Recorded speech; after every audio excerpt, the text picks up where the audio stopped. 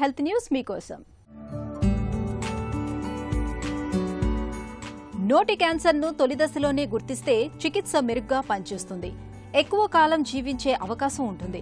సాధారణంగా నోటిలో అనుమానిత పుండ్లను గుర్తించినప్పుడు డాక్టర్లు బయాప్సీ ద్వారా క్యాన్సర్ను నిర్ధారిస్తూ ఉంటారు. అయితే చాలా మందిలో ఈ పుండ్లు క్యాన్సర్ కానివే ఉంటాయి. మరి ఇలాంటి అనవసరపు బయాప్సీని తప్పించడం ఎలా?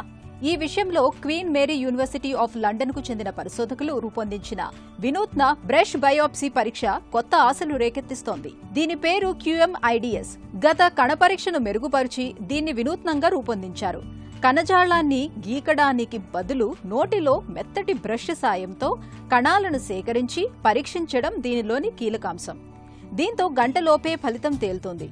ఇది తక్కువ ముప్పుగల నోటి పుండ్లు గలవారిలో 90% వరకు అనవసర బయాప్సీలను నివారిస్తున్నట్లు బయటపడింది.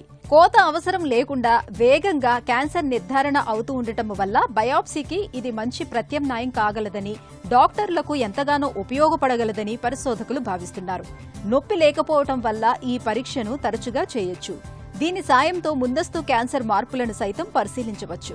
దీంతో క్యాన్సర్ను ముందుగానే గుర్తించే అవకాశం ఎక్కువగా ఉంటుందని పరిశోధకులు చెబుతున్నారు.